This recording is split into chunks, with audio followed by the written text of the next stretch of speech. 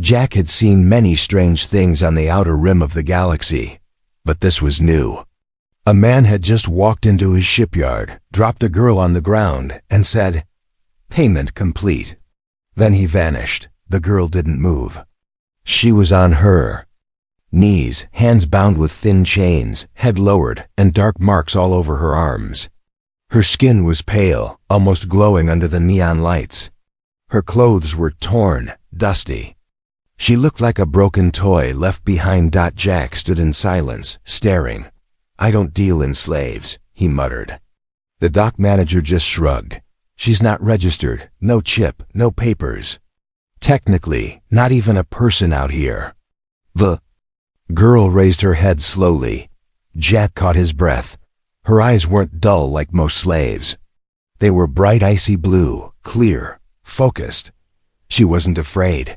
She wasn't begging. She just stared at him like she was testing him. He didn't.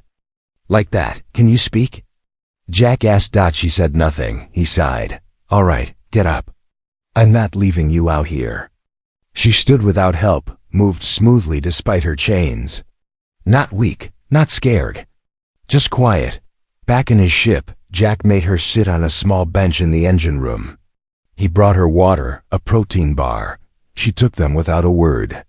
Her eyes scanned the ship, the tools, the control panels, observing everything. "You don't act like a slave," Jack said, narrowing his eyes. Still no reply. "You got a name?"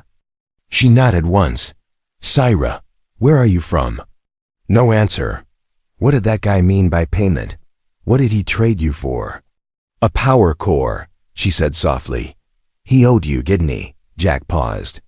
"Yeah, he did." She looked down at her chains. "Then I am yours now. For now." The silence between them grew heavy. Jack didn't like keeping her chained, but unchaining her felt risky. So he turned to leave. "Stay here. Don't touch anything." Before he stepped out, she spoke again. "You don't seem cruel." He looked over his shoulder. "Why would I be?" "Because that's what happens when humans buy us." Jack froze. "I didn't buy you." She smiled, just a little. "Then maybe I'm lucky this time." That night, Jack locked his quarters. Not because he feared her, but because something felt off. Slaves don't speak like that. They don't hold themselves like royalty. And they never look back at you with pity. He checked the ship logs. Number. Records of her origin. No tracking chip. But her collar standard slave tech had strange symbols carved inside. Not slave tags. Royal sigils. His eyes widened. He rushed back to the engine room. She was gone. Chains open. The girl had vanished. Damn it! Then he heard its soft footsteps behind him. She was standing calmly in the shadows watching him. "You should lock." "Better," she said. He pointed at her chains. "How did you open them?" She stepped into the light. "I was trained to escape." "But I didn't. I'm still here." Jack narrowed his eyes. "Why?" She walked closer. "Because I chose you, human." Jack's voice dropped. "Chose me? For what?" Syra leaned in just enough for him to see something shining beneath her torn collar, an emblem. Golden, alien, and royal. And then she whispered, "I'm not what you think I am, and soon others will come looking for me." The next morning, Jack woke up early. He couldn't stop thinking about the way she had looked at him last night. The calmness, the confidence, and that symbol under her collar. A slave shouldn't carry herself like that. A slave shouldn't know how to slip chains. But she did. He made his way to the kitchen bay, expecting her to be gone. But she was there sitting at the table like she owned the ship. Sipping tea, wearing one of his old jackets. "I hope you don't mind," she said. "Your clothes are warmer than mine." Jack folded his arms. "You broke out of your chains." "I didn't break them," she corrected. "I unlocked them." "Right. And where'd you learn to do that?" She smiled faintly.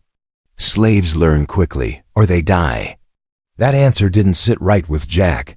He walked over, dropped a toolkit on the table. "Let me see your hands." She raised an eyebrow but didn't. Refuse. She stretched both hands toward him. Jack gently turned them over. Soft. No scars. No burns. No calluses. Not a single mark from hard labor. These aren't slave hands, he said. Sira tilted her head. What do you know about slave hands? I've seen real ones, dirty, torn, bleeding. You've never lifted a tool in your life. She leaned back. Maybe I was a lucky slave. Jack didn't laugh. Or maybe you're lying. Just then, the ship alarm beeped. Someone was trying to access the outer airlock. Jack rushed to the screen. A small ship had docked with his. No ID code, no COMMs. Pirates. No -worse. Bounty hunters. He turned to Sira. Did you bring them here? She stood calmly. They're not mine, but they're here for me. How do they know you're on my ship? Her voice was flat. They always know. Jack pulled a plasma pistol from the drawer. Get in the storage room. Now. She didn't move. If you hide me, you become part of this. I'm already part of this. She finally nodded and slipped into the hidden back room. The door burst open. 2 tall aliens entered, armored. In black metal with red visors glowing. We're looking for cargo unauthorized biological. One said, check the regs, Jack said coolly. No cargo listed, just tools and fuel cells. They scanned the room with a red beam. Then one of them turned and stared hard at Jack. The girl. Where is she? Jack kept his face blank. What girl? The second hunter growled. She's property of the Zintari Empire. Stolen royalty. Dangerous. That word hit him like a hammer. Royalty. He played dumb. Never heard of her. The hunters stared for another moment. Then left. The moment they were gone, Jack opened the storage room. Sira was leaning against the wall, eyes closed. Not scared. Not surprised. They called you royalty, he said. She looked at him. Did they? You gonna keep lying to me? She sighed. If I tell you the truth, you'll either turn me in for money, or you'll get yourself killed. Jack stared at her. Try me. She sat down again and pulled down her collar just enough to show the full emblem, an intricate gold symbol etched into her skin. I'm not just from the Zintari Empire, she said. I was born in its palace. You're a princess. No. I was a princess. Now I'm a traitor. And every bounty hunter in the galaxy wants me dead. Jack leaned against the wall. Why? My father rules by fear. I saw too much. I refused to be silent, so he sold me off in secret. As punishment. Told the Empire I died in an accident. And now they want you dead for real, she nodded. Because if I speak, the truth will burn everything. Jack rubbed his face. You should have stayed hidden. I was hidden. Then your power core buyer needed to pay you. And that payment was you. She looked at him with something between pain and gratitude. I didn't choose this, but now, I'm here. And your ship is no longer safe. Jack didn't blink. He didn't speak. He simply picked up his blaster and said, Then let's make sure they're not safe either. The explosion was small but deadly. It ripped through the starboard side of Jack's ship, shaking the entire cabin. Alarms blared. Smoke filled the hallway. Fire suppression kicked in, spraying cold gas across the walls. Jack rolled out of his bunk, barefoot, grabbing his pistol. He wasn't dreaming. They had been found. Again. Syra was already up calm, barefoot, and holding a fire axe. Her hair was slightly wet from a shower she never finished. The look in her eyes wasn't panic. It was calculation. They're here, she said. Yeah, I noticed. Jack snapped. The bomb was planted on the hull. Precision work. Someone with access. Jack growled. Dock crew must have sold us out. They were paid to delay us, she added. They knew I was aboard. You're now officially involved. Jack ignored her tone. Where's your collar? She held it up, cut clean off. No more hiding. He opened a hidden panel in the wall and grabbed a second weapon. You. Fight? I was raised to kill. Of course you were. Outside, two bounty hunters slipped through the cracked hull. One insectoid. One humanoid with robotic arms. Silent. Efficient. But Syra was waiting in the shadows. The bug-like alien. Raised his blaster too late. She lunged, stabbing him through the throat with the axe handle. A spray of yellow blood hit the wall. The second turned, aiming at her PZT. A plasma bolt burned through his chest. Jack stepped in behind her, smoke curling from his weapon. Syra didn't even flinch. They're not regular hunters, she muttered. Too fast, too expensive. Jack frowned. Who sent them? She met his eyes. My father. They dragged the bodies into the cargo bay. Jack examined the gear. Advanced cloaking tech. Multi-species DNA masks. Encrypted comms. High-end. Who the hell puts this kind of money into two hunters? Jack asked. Someone who wants no witnesses. Someone who can't risk my return. Syra sat down, tired now. They're afraid of me. You're one girl, Jack said. I'm one girl with the truth. If I reach the core worlds and show what my father did, half the empire falls. The nobles, the generals, they're all part of it. Jack paced the room. So now what? We just keep running? You think that'll work forever? No, that's why I need your help. He laughed bitterly. You want me to fight an empire? She stood. No, I want you to take me to someone who can. Jack stared at her, really stared. The girl in front of him wasn't just a runaway. She wasn't just royalty. She had training. She had secrets. And now, she had enemies who wanted everyone on this ship erased. He sighed. I knew I should. They've thrown you out the moment you stepped on my ship. Syra smirked. You still can. I won't. Why not? Jack leaned closer. Because you're the first person I've met who doesn't beg for help. You plan for it. Syra nodded slowly. Then get ready. Because we're not running anymore. Later that night, Jack accessed his private comms channel. He hadn't used it in years. He typed in a passcode he'd hoped never to use again, to all old contacts. I have royal cargo, alive, valuable, in danger. Need an extraction team, no empire ties, come armed. He looked over at Syra sitting by the engine, staring at the stars, and he whispered, more to himself than her. Let's see who still owes me favors. Asterisk, the collar wasn't metal, it was a lockbox. Jack didn't realize it until the fourth time he turned it over in his hands. It wasn't made like a regular slave collar, no tracker, no shock circuit. Just strange lines, glowing faintly blue, hidden under dried blood and dirt, and inside those lines was a code. The ship was quiet. Syra was sleeping or pretending to on a bunk near the back of the ship. Jack sat alone in the cockpit, collar in one hand, his old hacking tool in the other. He connected the collar to the console. Let's see what secrets you're keeping. He muttered. The collar blinked, then hissed. Then something spoke. Royal. Access code confirmed. Bloodline, Zentari. Identity, Syra Vel Solon, first daughter of Emperor Solon. Jack's heart dropped. First daughter, not a servant. Not a soldier. Not a traitor. She was the true heir. The collar's data flooded the screen. Flight logs, messages, voice memos. But one file was locked with a warning. Opening this will trigger a royal death order. Jack hesitated.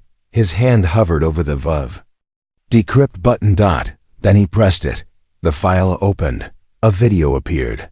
A secret meeting. A throne room. Her father, Emperor Solon, standing before several high-ranking generals. My daughter has learned too much, Solon said coldly. She discovered the child labor colonies on the outer moons. She tried to leak reports to off-world activists. I will not allow my own blood to stain my empire's name. Erase her. The recording ended. Jack stared at the screen. His jaw clenched. She was telling the truth. Footsteps behind him.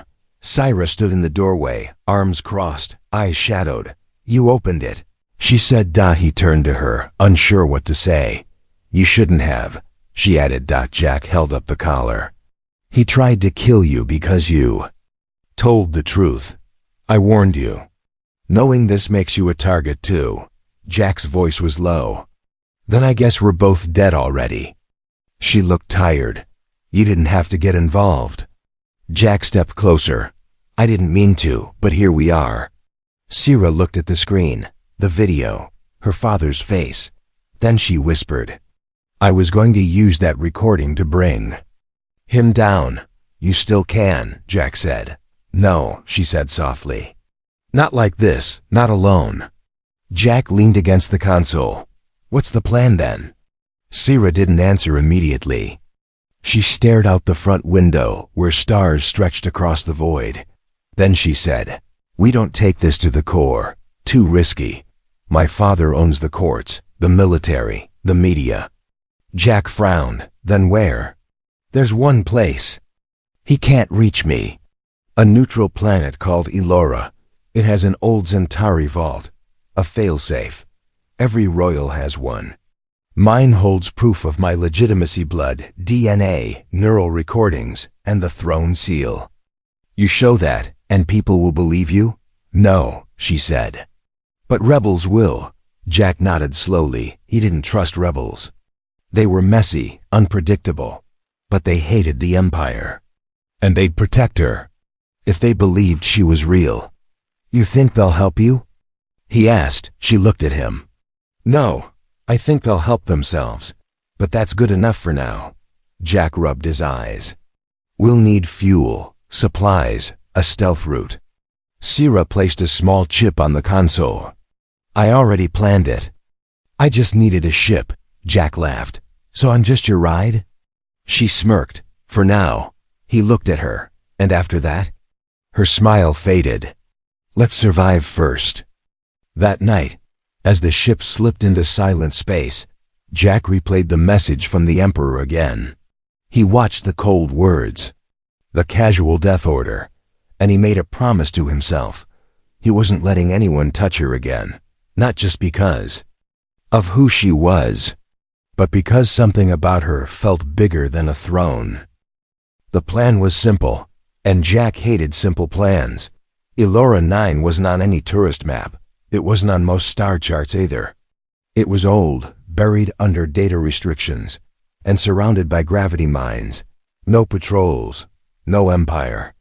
Just ruins. But Sierra said her vault was there, and Jack had already seen enough to believe her. Still, the closer they got, the more nervous he felt. He wasn't scared of the planet. He was scared of the people waiting on it. You sure they'll be there? Jack asked, checking the nav system. Sierra nodded. They've been watching the vault for years, hoping someone like me would show up. Someone like me sounds dangerous. It is, Jack sighed. And you think they'll just let US land? No, that's why we need her. Jack blinked. Her who? That's when the transmission came in audio only.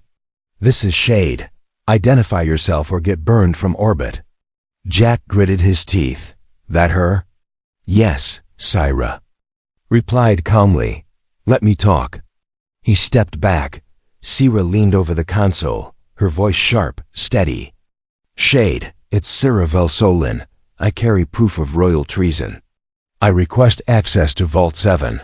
I come unarmed. Silence. Then a rough laugh. You've got guts, princess. Come down. Try not to die on the way. The signal cut. They landed in a dead forest. Trees had no leaves. The ground cracked under their boots like old bones. 4 figures were already waiting, rebels, armored, guns drawn. Sierra raised both hands. Jack kept his pistol hidden. Relax, the lead rebel said. A woman tall, half cybernetic, one red eye. Shade, if we wanted you dead, you wouldn't have made it past orbit. Jack didn't reply. He didn't like the way she looked at SYR. Shade motioned. Vault's underground. Half the tech is fried. You'll need your blood key. Sierra held up her wrist. Ready. The vault was deep, cold, Metal walls lined with carvings Jack couldn't read. Lights flickered. Something ancient hummed beneath their feet. They reached the core chamber round. Dark, one glowing pedestal in the center. Sira stepped forward, sliced her palm, and let the blood drip into the center. The room lit up. A soft female voice spoke. Royal line confirmed. Welcome, Sira Velsolan. From the pedestal, a golden box rose, smooth and silent. Inside, a glowing ring, a data crystal, and a neural core. The three symbols of a true heir. Jack watched her pick them up with shaking hands. For once, she looked scared. Are you okay? He asked. She nodded. This makes it real. Then all the lights went red. Sirens blared. Vault doors slammed shut. Intrusion detected. Jack spun. What the hell? Sira shouted. They found us. Shade pulled her rifle. You were followed? No, Sira said. They planted a tracker on me. Jack's eyes widened. When? The collar, she whispered. Jack cursed. It was royal tech. It pinged them the moment we accessed the vault. Boom. The ceiling cracked. Dust fell. They're bombing. The surface, Shade growled. We need to move now. They ran. Gunfire met them halfway out. Troops in silver armor, Imperial commandos. Sira ducked behind a wall. Jack fired 2 shots, dropping 1 trooper. Back route. Shade yelled, this way. They sprinted through a collapsed tunnel, past bones of old machines. Jack took a hit to the shoulder, nothing fatal. Sira stopped. Jack, keep going. He shouted. She didn't. She turned, grabbed his good arm, and dragged him forward. They reached the hangar. Shade was already in her ship. Go. Sira pushed Jack inside and jumped in after. The ship lifted. Just as the vault exploded behind them, silence. The stars returned. Inside the ship, Sira sat beside Jack. His arm was bleeding. Her hands trembled. You okay? She asked. He looked at her. You just blew up a piece of your legacy. She didn't answer at first. Then she said, it was never mine. Not really. Jack leaned back. We've got the crystal, the ring, the core. What now? She looked out the window. Now we show the galaxy what my father really is. And after that? Then I figure out what I want to be. Asterisk, the galaxy didn't crown her. It feared her. News spread like fire across the outlaw channels. Royal traitor alive. Emperor's daughter carrying proof of war crimes. Imperial truth fracture rebels claim hidden heir. Jack watched it all unfold from the cockpit, every station buzzing with Sira's face. Some called her dangerous. Others called her hope. One channel even offered a bounty higher than most warlords' heads. Sira stood behind him, quiet, arms crossed, watching her own face flash across screens. You okay? He asked. I've never been okay, she said. But I've never been this close to justice either. The rebels moved fast. After the Elora vault blast, Shade's crew connected Sira to rebel cells across 4 systems. The data crystal had been copied and transmitted, evidence of child colonies, secret executions, black site prisons. All approved by Emperor Solon. The people of the outer worlds were shocked. The inner empire? Silent. Too silent. Jack knew what that meant. They're preparing something, he warned. Either a cover-up or a strike. Sira looked at him. Let them come. I won't run this time. The rebel flagship was nothing fancy, just an old warship from a forgotten battle. But Sira walked its halls like it was hers. No more slave clothes. No more borrowed jackets. She now wore sleek armor, gifted by Shade black with silver lines. Royal crest over her heart. She stood before the rebel council, calm and fearless. I don't want your armies, she said. I only ask one thing. Get me to the core. One of the leaders laughed. The core is suicide. Sira stared him down. It's also the only place my message can be heard. Later, Jack pulled her aside. You don't need to do this. The galaxy already knows. Not all of it, she said.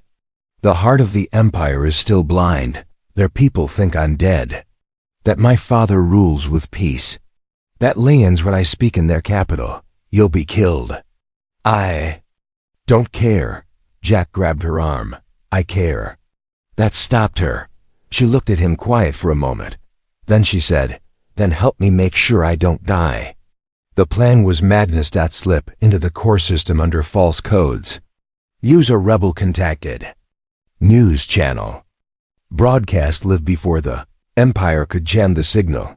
Sierra didn't expect to survive it, but she meant to finish it. Jack stood by her through every step, prepping the ship, running fake IDs, calibrating routes. One night, as the stars drifted past them, Jack spoke without looking at her. You're not a princess anymore. Sierra glanced at him. What am I then? You're what comes after the fall of an empire. She smiled. A queen? No, something better. They reached orbit over Capital Prime, Empire's shining crown world. The ship buzzed with warning lights. Lock-ons, alarms, scrambled codes. They had maybe 5 minutes before being blasted from the sky. Sierra stood in front of the camera, calm, centered, the ring glowing on her finger. Jack gave her the nod. The signal went live, across thousands of systems. Her face appeared on screens. This is Sierra Solon, she said. I am the first daughter of Emperor Solon, and I am not dead. She paused. I was sold as punishment, branded a traitor, but I survived. And I carry proof of the crimes your emperor hides. Jack watched her. From the side, heart-pounding. She continued, voice steady, louder. I do not come to take the throne. I come to end it. The feed crackled. The ship shook. Let the empire die in truth, and let something better rise from its ashes. Then the screen went black. Missiles launched, but so did the rebel fleet. Explosions lit the sky. Their ship was hit but not destroyed. Just enough to drift, fall, vanish into the shadows of the lower city. Syra pulled off the headset, chest heaving. You did it, Jack said. She shook her head. We did it. The galaxy didn't change overnight, but it moved. After Sarah's broadcast, riots broke out in the core. Some shouted her name like a savior. Others cursed her as a traitor. The Emperor declared it all a rebel trick. But deep inside, the Empire shook. Ships turned. Soldiers questioned their orders. Old generals disappeared. The lies had cracks now, and Syra had survived. Jack sat in a quiet medbay, his shoulder wrapped in new bandages. He watched the stars through the window, wondering if they were free now or just deeper in the storm. The door opened behind him. It was her. No armor this time. No collar, just simple clothes, a quiet look in her eyes. You should rest, she said. I've been resting too long. She stepped closer, then sat beside him. You saved me, she said softly. I thought you saved me, Jack replied. They both smiled, but it didn't last long. I'm leaving tomorrow, she said. Jack's smile faded. Where? To the border worlds. They need leaders who've seen the inside of power and still walked away. He nodded. That sounds like something a queen would say. I'm not a queen, she whispered. Not anymore. He looked at her. Then what are you now? She turned to him, face serious.